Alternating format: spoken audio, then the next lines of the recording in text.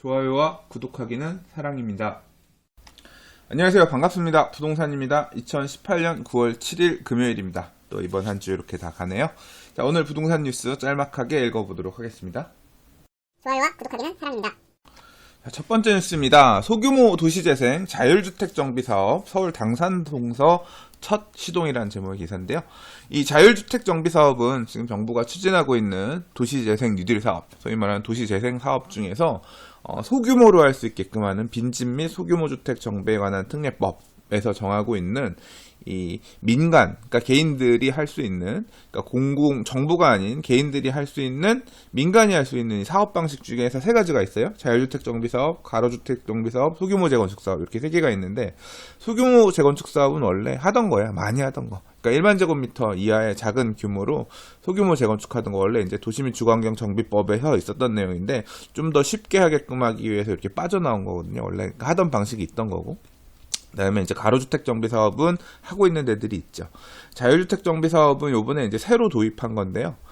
이제 지금 보면 그 첫 사업을 서울 당산동에서 시작한다라는 얘기입니다. 이게 2월 9일 날 법이 만들어졌으니까 이제 지금 9월 정도 됐잖아요. 지금 이제 요 내용에 따라서 본격적으로 추진하게 된 첫 사례가 되는 건데, 보면 사실 개인적으로 관심이 많아서 좀 궁금해서 보고 했는데, 실무적으로 접근해서 보면 이 참 협의체 구성하는 거, 그러니까 다시 말해서 이 자기가 갖고 있는 땅에만 집을 짓는 게 아니라 옆집 사람들, 뒷집 사람들 이렇게 묶어가지고 같이 사업을 하게 되는 일종의 공동 사업 형태가 되는 건데, 이렇게 하게 되면 아무래도 예를 들자면 지금 뭐 그림에서 보시면 제가 여기 현장이 어떻게 생겼었는지 잘 모르겠지만, 앞에 도로를 끼고 있는 땅들이 있고 뒤쪽에는 이렇게 도로가 협소한 땅이라고 하면 뒤에 땅 갖고 있는 사람 같은 경우는 건물을 새로 짓기 어렵잖아요. 그렇게 되면 사실 뒤쪽에 있는 토지 같은 경우는 이 토지의 소유권이 이렇게 분리되어 있기 때문에 효율적으로 집을 지을 수 없잖아요. 그래서 같이 뭉쳐가지고 이렇게 집을 짓게 되면 뭔가 인센티브도 주고 뭐 하게 되는 이제 그런 거거든요. 그러니까 이런 식으로 지으면 좀 더 혜택을 받을 수 있게끔 그런 건데, 여기 같은 경우는 보니까 428제곱미터 토지가 3명이 갖고 있었대요. 그러니까 주인 3명이서 이렇게 같이 이 주민 합의체를 구성하고 집을 짓겠다 그랬대요. 근데 보면 연내 5층 규모의 주택 3개동하고 3개동에 18호 주택하고 그다음에 근린생활시설 9개가 들어온다 그랬으니까 뭐 이 옆에 앞라인에는 상가들 쭉 근린상가들 짓고 그다음에 5층으로 해가지고 18호라 그랬으니까 3명이면 한 사람당 한 6개씩 집은 받을 수 있는 거잖아요. 괜찮을 것 같은데. 자, 아무튼 뭐 그렇게 지금 짓는다고 합니다. 이런 최초 사례들, 이런 사례들이 이런 사업을 공부하는 사람들, 이런 사람들은 실질적인 스터디 자료가 되니까 관심 있게 좀 볼만할 것 같은데, 자, 일단 총 사업비, 토지 가격 감정한 가격이랑 그 다음에 건물 짓는 데 들어갈 가격 예측한 거, 그러니까 공사비 등 사업비죠. 여기 한 55억 원 정도로 예상이 됐다고 해요. 근데 이제 이거 지을 때 사업할 때 이 자율주택 정비 사업 좋은 게 뭐냐면, 이 허그에서 도시보증기금에서 돈을 빌려줘요. 사업비의 절반 정도. 그러니까 55억 원이 땅값 더하기 정비 사업하는데 들어가는 비용으로 봐서 이 가격의 절반 수준인 50% 수준인 27억 1천만 원을 연 1.5%의 저리 기금으로 융자했다 그랬으니까 이 건물 짓고 하는 비용들을 굉장히 1.5%면 엄청 저렴하잖아요. 빌려줬다고 하는 거죠. 그러니까 만약에 사업자가 이 땅을 사가지고 사업하려고 하면 땅 사는데 드는 비용, 건축비 드는 비용 뭐 이렇게 많이 드니까 이 경우는 이 사업비 절반을 대출한다고 하더라도 자금이 한계가 있겠지만, 조금 이 사례, 당산동 사례처럼 원래 지주들, 뭐 대출이 그렇게 많지 않은 토지, 주택을 갖고 있었던 지주들이 이렇게 묶이게 되면 이 허그에서 돈 빌려다가 이렇게 사업을 할 수 있기 때문에 좀 인센티브, 혜택도 받고 그리고 또 굉장히 저리의 자금을 빌려가지고 이렇게 집을 신축하는 자율주택 정비 사업에 따라서 주택을 신축할 수 있는 이런 혜택을 좀 볼 수도 있겠구나, 이렇게 보여집니다. 지난달에 있었던 그 2018 대한민국 부동산 트렌드 쇼라고 이제 제가 거기 가서 강사로 뭐 1시간 정도 강의를 하고 왔는데요. 그때 보면 LH에서도 왔고 그다음에 감정원에서도 왔어요. 그래서 이런 사업 수지 분석하고 하는 것들 낯설고 잘 모르잖아요. 이게 사실 주택 갖고 있으셨던 분들이 이런 사업, 생소한 사업이잖아요. 사업 자체가. 이게 뭐 잘 될지 어쩔지 이런 것도 모르고 어디 가서 물어봐야 될 때도 없고 그렇잖아요. 근데 이제 그런 시뮬레이션들, 사업 수지 분석해주고 이런 것들을 관련해서 지금 초기이기 때문에 감정원에서 이런 부분들을 좀 해주나 봐요. 그래서 감정원은 서울, 대구, 호남, 영남 등 통합지원센터 4곳과 전국 30개 지사에서 자율주택 정비 사업의 상담과 접수를 받고 있다고 합니다. 그러니까 이런 쪽 통해서 감정원 통해서 이런 거 좀 도움 받고 하시면 좋을 것 같습니다. 근데 이 자율주택 정비 사업이 아무 데서는 안 돼요. 사업할 수 있는 지역들이 정해져 있거든요. 뭐 도시 재생 활성화 구역, 지구 단위 계획으로 정해진 구역, 그 다음에 재개발 사업, 이런 도시 정비 사업을 추진하다가 해제되었는데, 뭐 노후도가 뭐 3분의 2 이상 지역, 이렇게 이 사업 추진해서 혜택을 받을 수 있는 지역들이 좀 아직까지는 좀 제한적으로 정해져 있거든요. 뭐 그런 거 포함해서 일단은 감정원이라든가 이쪽에서 일단 지역별로 이렇게 담당하는 부서들, 센터들이 있다고 하니까요. 질의 문의하셔가지고 필요하신 분들은 도움 얻으시면 좋을 것 같습니다. 좋아요와 구독하기는 사랑입니다. 자, 어젯밤에 제가 어젯밤에 막 그 모임이 있어가지고 굉장히 늦게 들어왔거든요. 자정 넘어서 집에 들어왔는데 갑자기 딱 보니까 엄청나게 충격. 상도초등학교라는 검색어가 실시간 검색 1위가 되고 딱 봤더니 어젯밤에 보니까 이제 상도초등학교에 있는 병설, 부설, 유치원이 이렇게 기울어서 붕괴하기 직전이다. 이제 이게 실시간 어젯밤 11시 20분에 최초 신고 들어왔다 그랬는데 와, 완전 충격적이죠. 예. 어떻게 이렇게 만약에 이게 애들 있는 시간, 일과 시간에 이거 있으면 완전 난리 났을 거 아니에요. 와, 정말로 큰 사고가 아니어서 다행인데, 참 이렇게, 보니까 인근에 빌라 다세대 주택을 짓는 사업장에서 이 공사하다가 이제 비 많이 오고 그러니까 집안이 약해지고 이런 것 때문에, 기존에 지어진 건물까지도 이렇게 지금, 피해가 생긴 것 같아요. 진짜 황당하죠. 예. 뭐 얼마 전에 가산동 쪽에서도 오피스텔 신축 공사하는 것 때문에 인근에 아파트가 기우는 사고가 있었는데 최근에 비 많이 오고 하면서 이런 좀 사고들이 많이 생기는 것 같습니다. 그래서 진짜 깜짝 놀랐는데 자, 이 사진을 보니까 더 참혹하네요.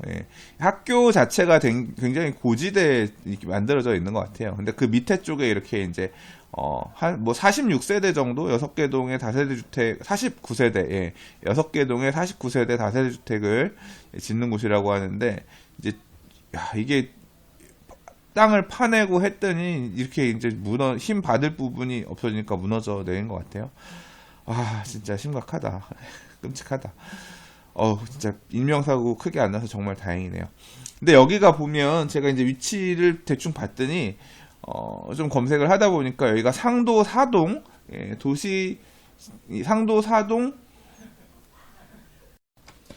상도 4동 도시재생구역이라고 하더라고요.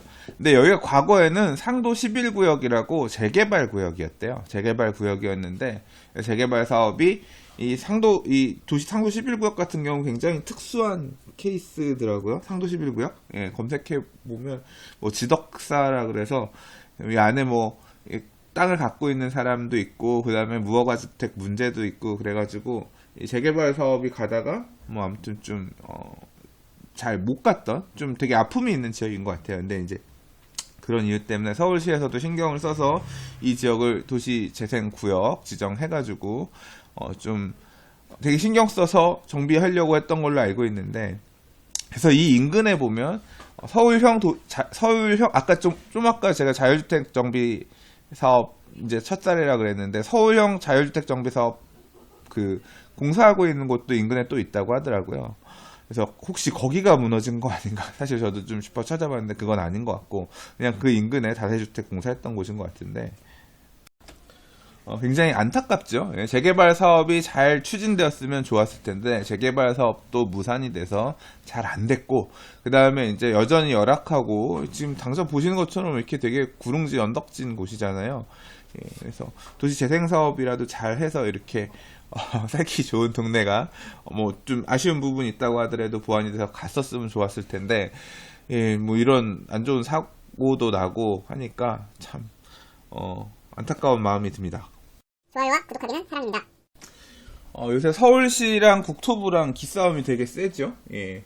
그린벨트 풀어라. 뭐 제가 기사를 좀 쭉 보다가 읽으려다가 그냥 뺐는데 중간에 아무튼 계속 그 기싸움 여전히 하는 것 같아요. 그러니까 서울시에 있는 그린벨트로 풀어라. 서울시는 그린벨트는 좀 풀기 그렇고요. 기존에 있는 유휴 부지 중에서 좀 고밀 개발할 수 있는 거 있으면 그거를 좀 뺐을게요. 어저께 부동산 뉴스 읽을 때도 그런 얘기 했죠. 기존에 있는 일반 상업 지역이나 준주거 지역들 중에서 주거 비율을 바꾸는 형태로 해서 도심진에 주택 공급을 하는 형태로 가겠다. 그린벨트를 풀어서 주택 공급하는 거는 좀 안 했으면 좋겠다. 라고 자꾸 얘기를 한다고요. 근데 이제 그렇게 서울시가 나오는 이유에서는 이제 서울시장의 입지라고 해야 될까요? 위치라고 해야 될까요? 이제 약간 좀 부담스러운 게 있나 봐요. 왜냐하면 근래 용산이나 여의도 같은데 원래 추진하고 있던 바고, 여의도도 사실 재건축하기 전에 지구단위 계획을 세워야 되는데, 그러니까 좀 제가 생각할 때는 말을 좀 세게 해가지고 밑보이는 부분 좀 이렇게 본래 의도했던 것보다 더 두들겨 맞는 부분이 없잖아 있는 것 같아요.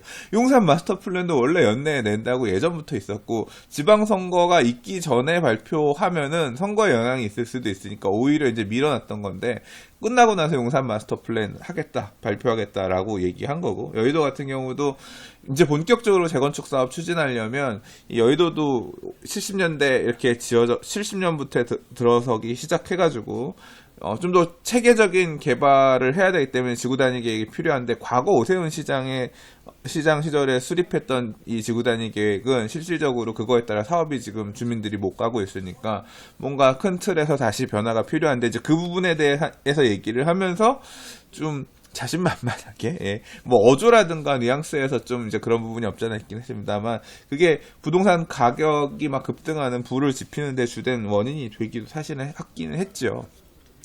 이제 근데 좀 본인은 억울하다라고 생각하시는 부분이 좀 있는 것 같아요. 그러니까 지금 이 그린벨트 푸는 문제에 있어서도 서울시가 자꾸 이렇게 나오는 게, 그린벨트를 풀면 지금 제가 오늘 기사 보다 보니까 당장 뭐 과천 쪽에 신도시 뭐 공공주택지구가 추가 개발되게 되면 그쪽으로 더 커지면서 어찌어찌 될 거다라고 하면서 당장 뭐 땅값이 평당 500만원, 그린벨트 땅값 평당 500만원에도 못 사, 물건이 없어, 이런 기사들 막 나오고, 그쪽에 이 인근 지역으로 불이 붙을 만한 그런 요인들이 없잖아 있잖아요. 그러니까 그런 원성? 예, 그런 걸 듣고 싶어 하지 않는 것 같아요. 지금 당장 국토부가 계속 그린벨트 풀라고 하더라도 서울시가 자기가 결국은 푼다, 서울시에서 그럼 풀겠습니다 하고 푼다라고 하면 그 원인 자체를 사람들이 뒤늦게 가서는 기억하지 않는다는 거죠.